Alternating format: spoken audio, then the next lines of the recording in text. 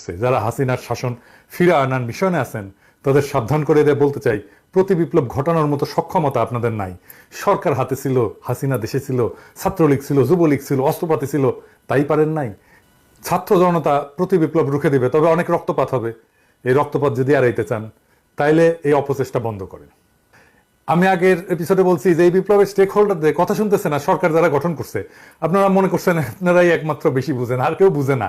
এই আত্মম্ভরিতায় আজকের আপনাদের জুডিশিয়াল কুয়ের মুখে দাঁড় করাইছিল। আমি জনগণকে আহ্বান জানাবো, ইন্ডিয়ার বসানো পতিত সরকারের রাষ্ট্রপতি এবং সেনা নেতৃত্বের কার্যকলাপের প্রতি কড়া নজর রাখেন। কোনো পাবলিক হিয়ারিং প্রকাশ্যে জনগণের মধ্যে যাচাই বাছাই ছাড়া বিপ্লবের অংশীজন, সমর্থক এবং অংশগ্রহণকারী রাজনৈতিক দলসমূহ যারা অন্তর্বর্তীকালীন সরকারের রাজনৈতিক বৈধতা এবং ন্যায্যতা সরবরাহ করছেন তাদের সকলের সাথে পরামর্শ করে আপিল বিভাগের নতুন বিচারপতিদের নিয়োগ করেন। এর অন্যথা করলে বৈধতার সংকটে পড়বেন এবং গণ অভ্যুত্থানের মিত্র পক্ষসমূহের মধ্যে বিভক্তির দায়ে অভিযুক্ত হবেন।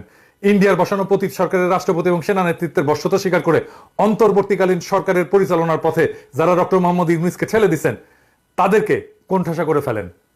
আশা করি বিচার বিভাগ নিয়ন্ত্রণকারী দস্যুদের আজকের কুপ্রচেষ্টা ব্যর্থ হওয়ার পর আপনাদের হুঁশ ফিরবে, সজাগ এবং সচেতন হবেন। যারা রাস্তায় আছেন, গণ অভ্যুত্থানকারী সংস্থার কেন্দ্রে যারা নীতি নির্ধারণ, কৌশল প্রণয়ন এবং সমন্বয় করতেছেন তাদের বলবো, আপাতত বিজয়ের আনন্দে আত্মহারা না হইয়া দ্রুত রাষ্ট্র পরিচালনার গুরুত্বপূর্ণ চ্যালেঞ্জ সমূহ চিহ্নিত করে তা মোকাবেলার কাজে মনোযোগী হন। প্রতি বিপ্লব ঠেকানোই এখনকার প্রথম কাজ। আমি আগের ভিডিওতে বলছি দেশে এখন কোনো বিরোধী দল নাই, সুতরাং আমরা যারা বাংলাদেশের দ্বিতীয় স্বাধীনতা সংগ্রামে ভূমিকা রাখছি তারাই বিরোধী দলের কাজটা করব। এটা আমরা করব কয়েকটা জরুরি কারণে। কি কি কারণে?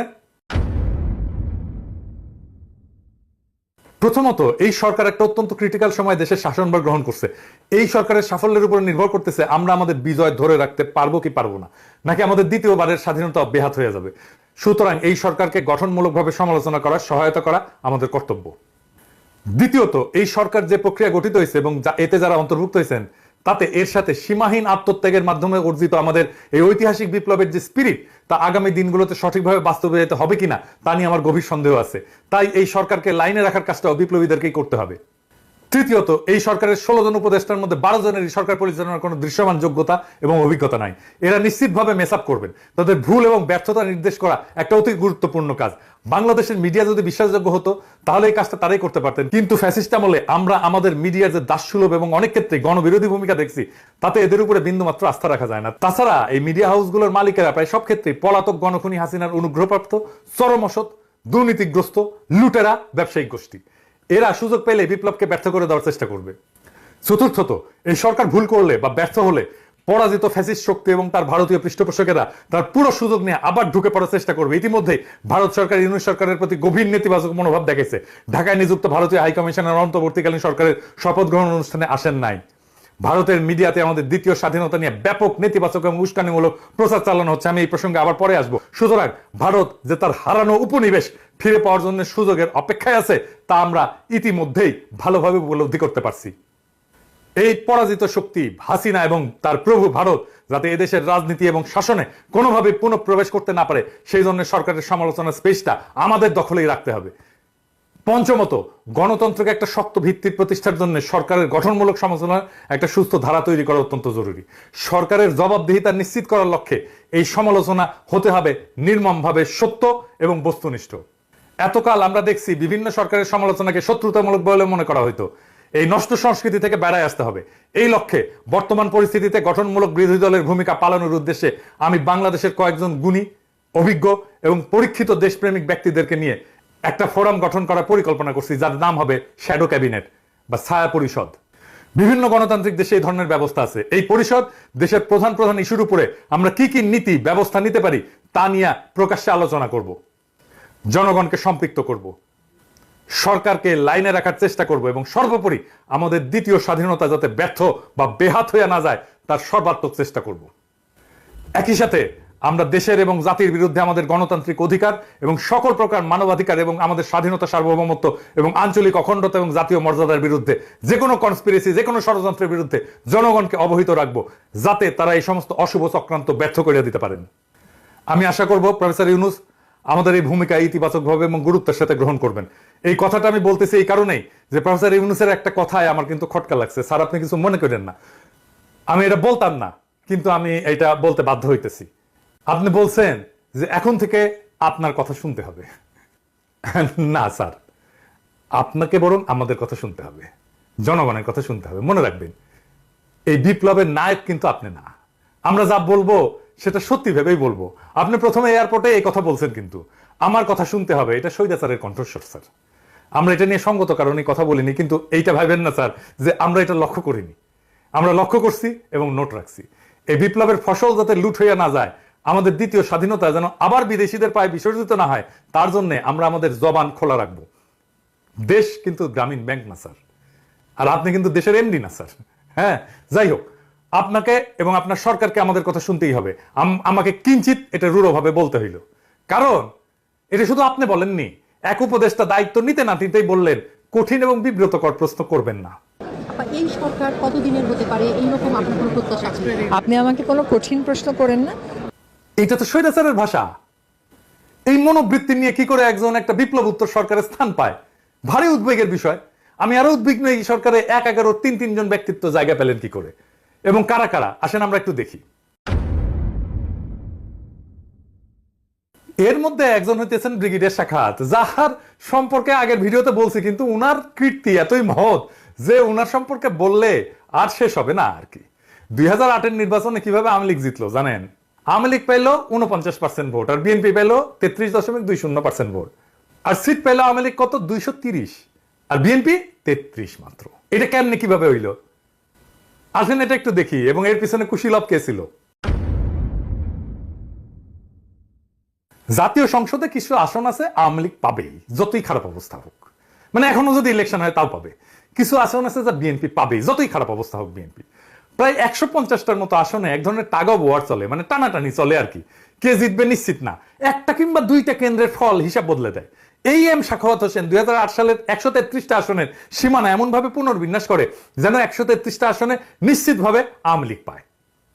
যেই একটা দুইটা কেন্দ্র দিয়া ফলাফল বদলে যেতে পারতো, ওই একটা দুইটা কেন্দ্র এমন একটা আসনের সাথে যুক্ত করে দেওয়া হয় যা আসলে ওই আসনে কোনো ভূমিকা রাখতে পারে না। সো সেই আসনের ফলাফল নির্ধারণে ওই কেন্দ্রগুলোর একটা অ্যাডভান্টেজ নষ্ট করে দেওয়া হয়। এই লোকটা তো আসলে করাপ্ট, এটা স্যার আপনি জানেন না? হ্যাঁ, আপনি তার পাশে রাখছেন।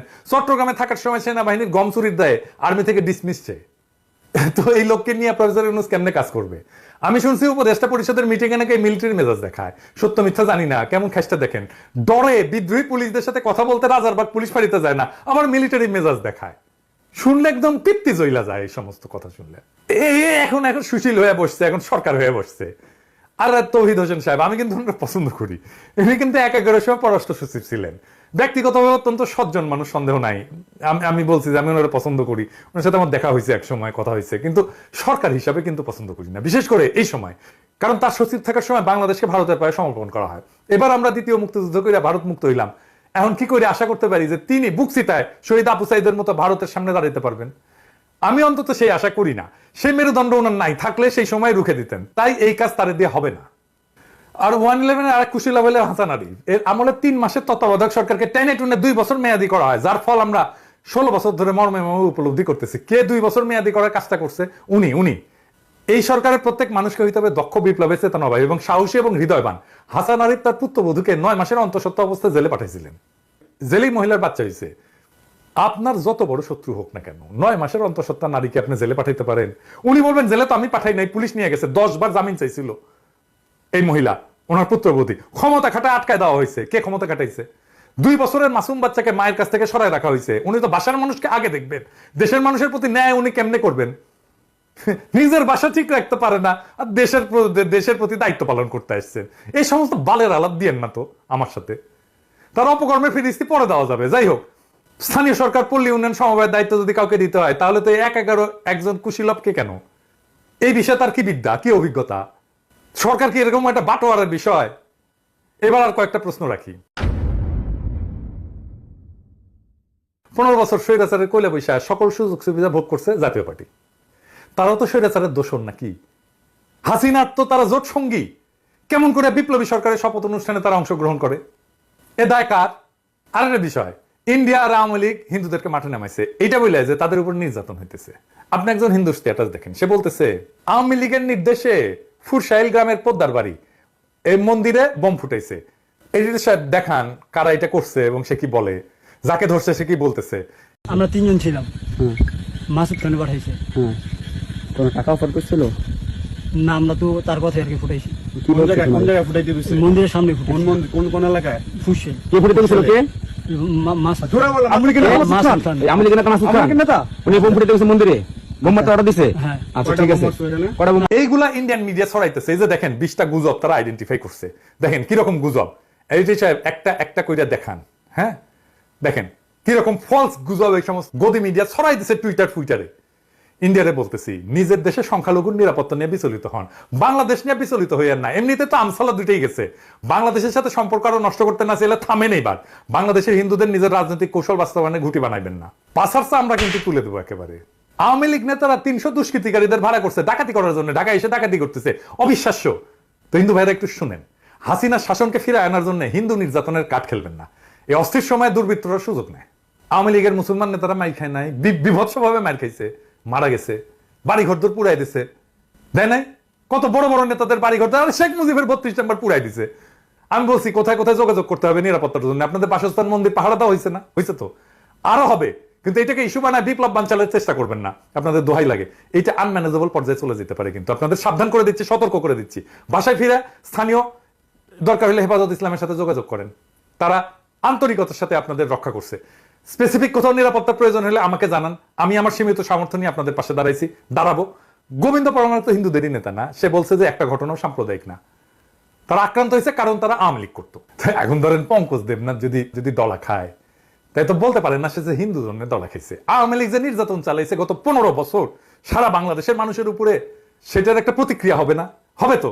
পঙ্কজ দেবনাথ দলা খায় কারণ সে আওয়ামী লীগ, এইটার জন্য না যে সে হিন্দু। এটা হিন্দু মুসলমান উভয়ের ক্ষেত্রেই হবে। আপনি হিন্দু পরিচয় নিয়ে সুরক্ষা চান কেন? আপনি তো স্বার্থপর কেন? আওয়ামী লীগ করে যে মুসলমান, সে কি পরিচয়ে সুরক্ষা পাবে? তার বাড়ি ঘর দৌড় গেছে না? আওয়ামী লীগের কোন নেতার বাড়ি অক্ষত আছে আমাকে বলেন তো।